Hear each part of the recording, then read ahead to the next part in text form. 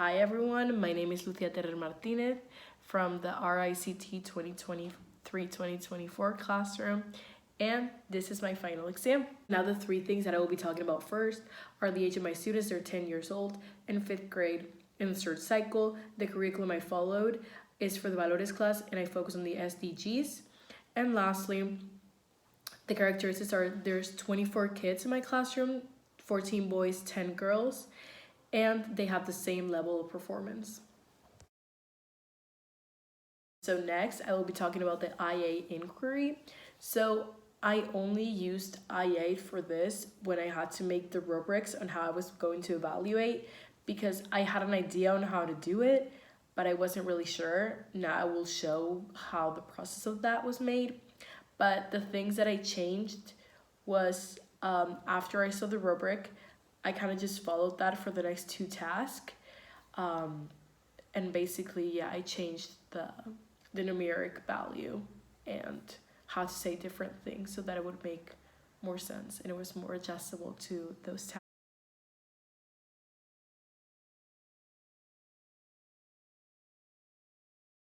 So now I will be talking about the first activity. So the first one is the comic. We have to know that there has been a previous introduction to the SDGs, and I have told them how we're going to talk about them throughout different activities and different tasks. So for the comic, first I would show them a comic called Invincible Fights of Climate Change. This comic, I would put it here, but this comic kind of talks about how some kids have a discussion about how in their countries they have different problems that have to do with climate change. So for the kids to have a better understanding of this, my idea for the comic was for them to make like an addition to the real comic, but instead of talking about like global things, talk about something that is more close to them. So in this example, they would talk about El Mar Menor and the problems that we have about El Mar Menor. They could talk about other things in the region, but this is the example I'm going to be using. So first, I would divide the kids into groups of 3. The first part, they would research a topic of a problem about climate change in our region. This would be the Mar Menor. Then after that, they would know that they have to divide the comic in 3 parts: cause of the problem, the environmental impact, and the solution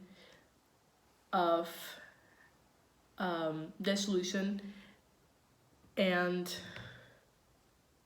actions they would take. Once they've done that and they have that written down or they have that somewhere, I would teach them how to use the app Pixton that they would use in their tablets or computers, preferably computers. And once they've done that, they've done the 3 parts of the comic, they would have to introduce themselves like, hi, my name is Anna, and I'm going to be talking about the cause of the problem or the environmental impact, etc.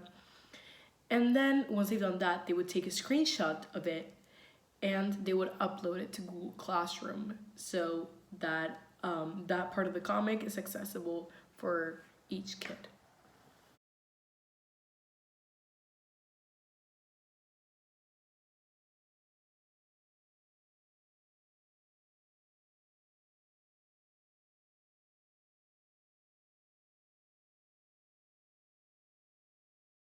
Okay, now I will be talking about the stop motion task or the second task.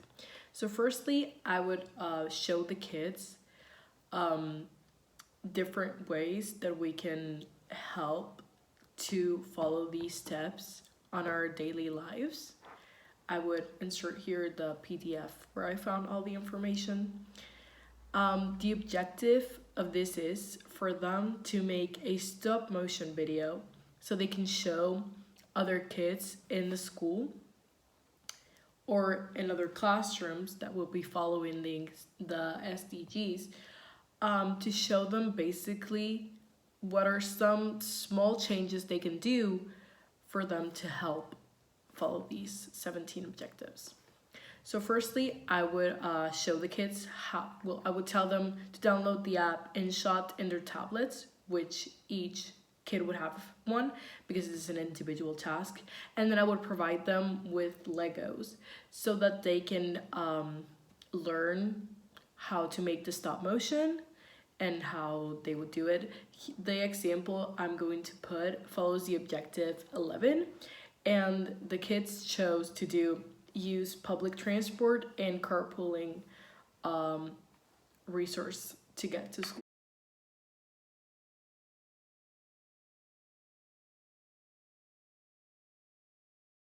We told you there's a way to not just get around, but to do so in a way that's kinder to our planet. Meet Sarah. She takes public transport. She actually takes the bus every day to go to school. Meet Juan. He goes with Angela's mom every day. They carpool together. Sometimes Juan moms picks them up. So as we know, by prompting eco-commuting and making public transport accessible, we're not just improving our cities, but we're also advancing in the Sustainable Development Goal 11, Sustainable Cities and Communities. These are Hermione and her friends. They take the train to go to school every day. And finally, we have Pedro and Maria, which they skate to school. So now we'll explain the third task. So we know that it's a podcast, and I will explain in a second why it says that it's a throughout the year activity. I'll explain that in the last part. So we have to know that this is also an individual task. The first thing we would do is give the kids a code so they can enter the fifth grade classroom that I've already made. Once they're there, I would teach them how to make a podcast. I would teach them in class, but also there would be an example of me doing a podcast and telling them exactly what to do and how to record it in there. So the objective of this podcast is for them to, well, in this one specifically, they would have to make an introduction and they would talk about the goal that they chose. In this example, we talk about goal 12. And so the kid has to make an activity that would help the school in a way. And this one, why do I say that this is a throughout the year activity? So in this one, as I said, is they would have to come up with an activity, and the best activity we would implement or try to implement it in the school if it does follow the goal.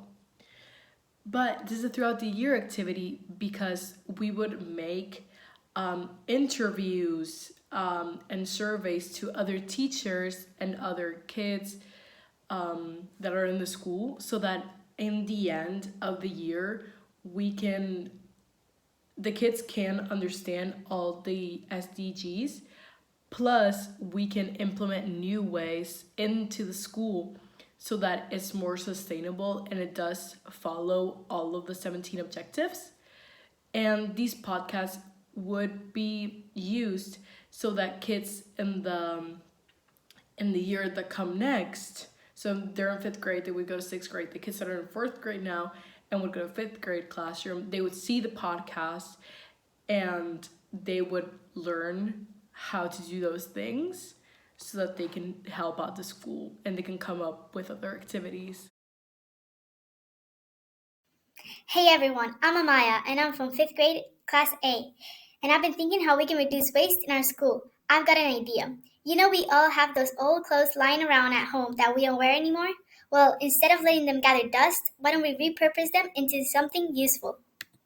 Here's the plan. We can use those old clothes to make reusable sandwich bags. We'll cut them into the right shape and size, then seal the edges with beeswax glue. This way, we don't need to use the aluminum foil or plastic wrap every day for our lunches. And you know what, school? This idea aligns perfectly with Sustainable Development Goal number 12, responsible consumption and production. By reusing old clothes and reducing our single-use plastics, we're taking a small but meaningful step towards a more sustainable future. Now I will explain the added value of incorporating digital tools into tasks or lessons. So the first one that I used was Comic. Comic is a storytelling way where you can use images and text. My objective with this was to make a story that had real life instances, problems, and solutions in a really eye-catching way. Then another eye-catching and visual method that I use was stop motion. Stop motion is a video that you take a picture frame by frame, and at the end you get a video and you can add audios and things.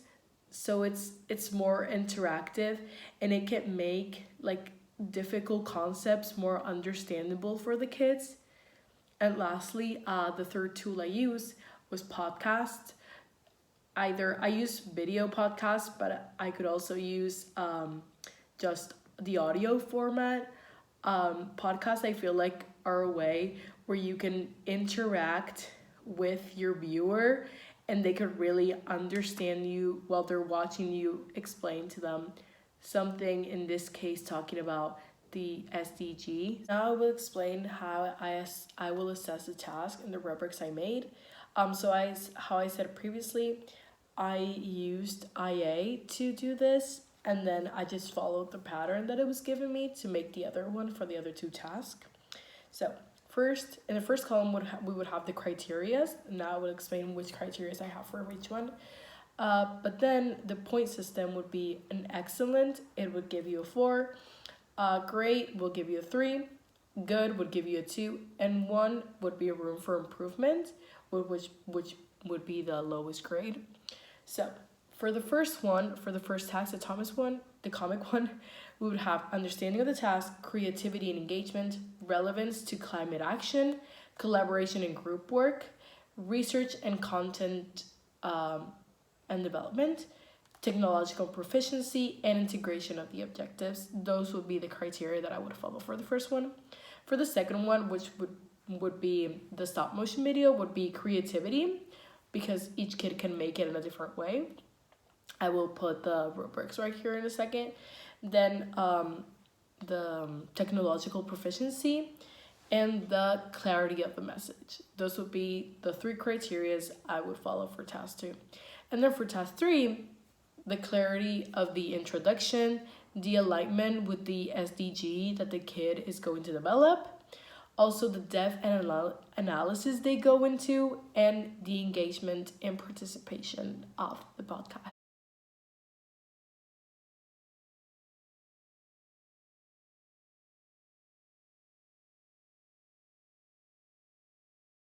Says the apps. So privacy wise, we can see that Pixton has a 76%, ChatGPT has a 55%, and Google Classroom has a 90% of privacy, and Flipgrid and InShot do not even come up when you look for them. Then the 2 columns that I highlighted that I could see that you could see more concern are data protection one, that one.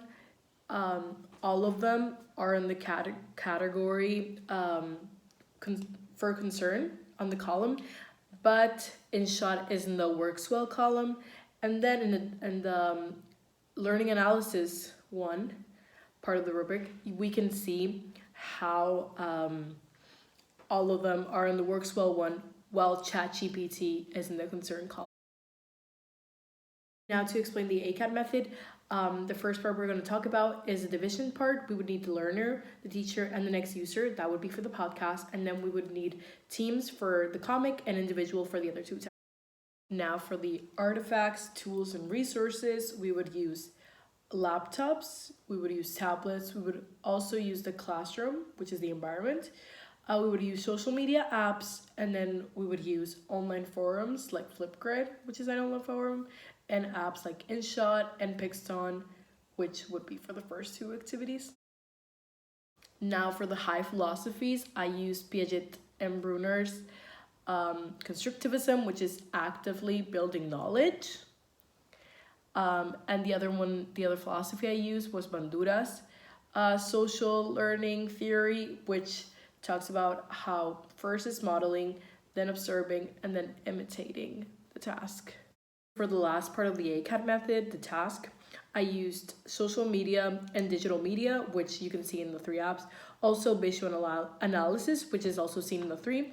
Then the teacher friend one would be only in the podcast. And lastly, the collaboration for problem solving, which would be seen in the comic. Now I would answer question number 2. The 2 theoretical concepts I chose are TPAC and UDL, and the 2 technological ones are programming and augmented reality.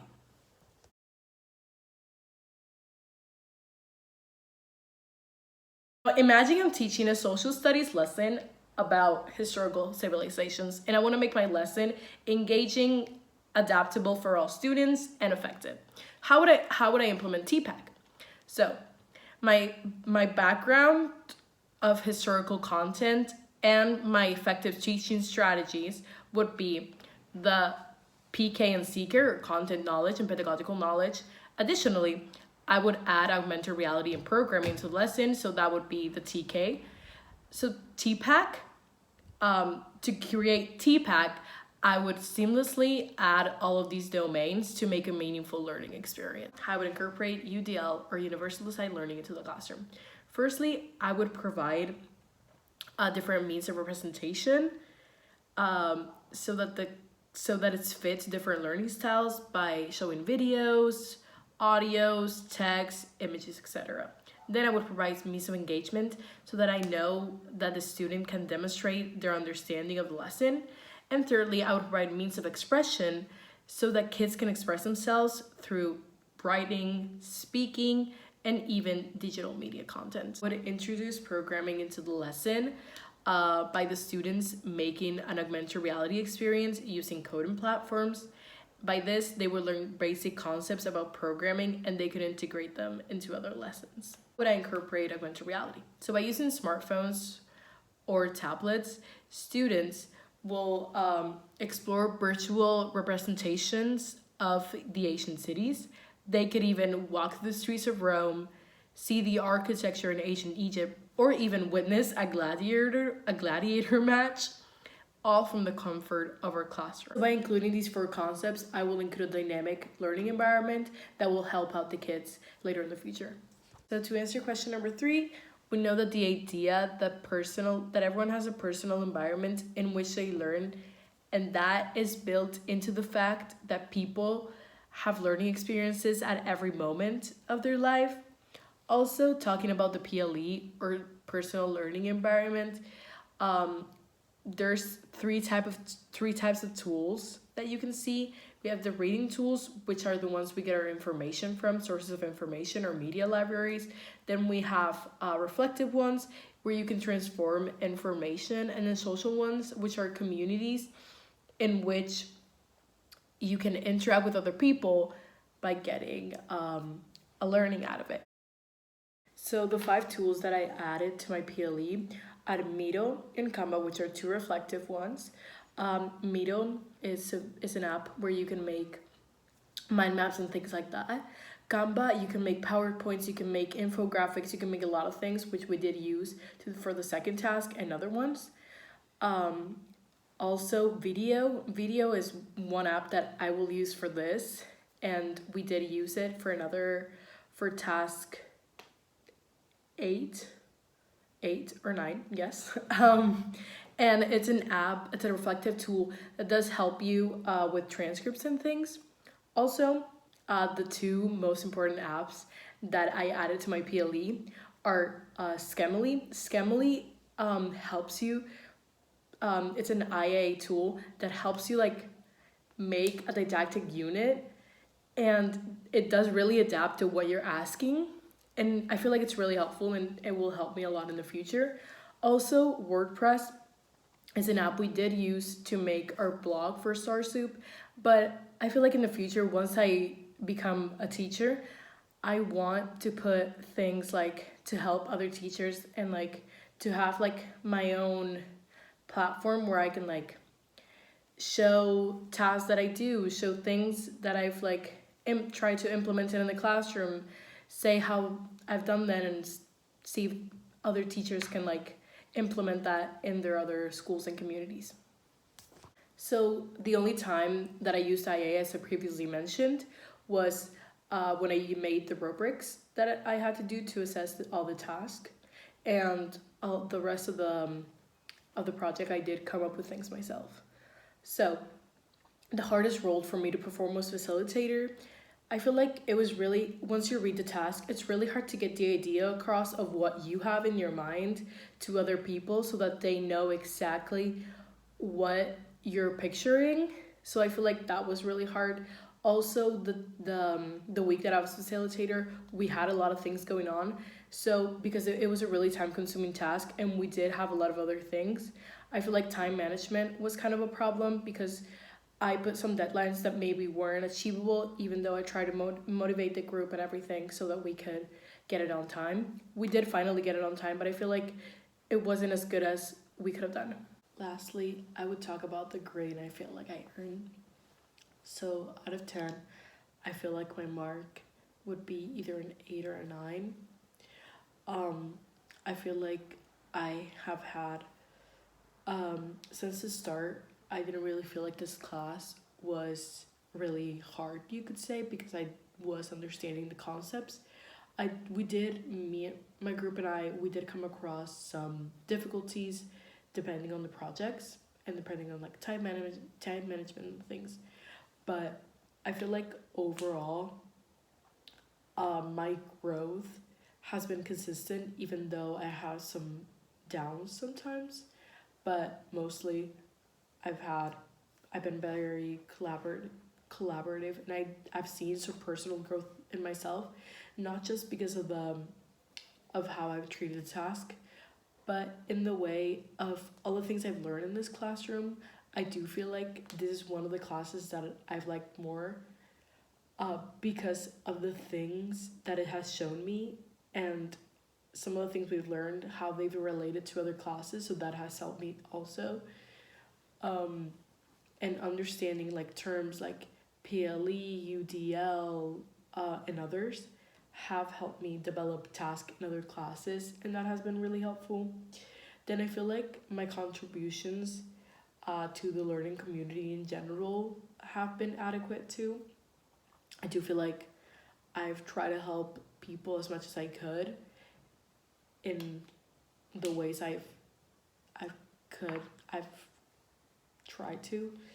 But yeah, I don't feel like I do deserve a 10 because learning, it is a lifelong journey kind of thing, and there's always like room for improvement and room to learn, and I don't feel like I've acquired all the knowledge that I can, because that's kind of impossible. But overall, I feel like I've had academic achievement, personal growth, and I've made a lot of contributions. And thank you so much for listening to my final exam.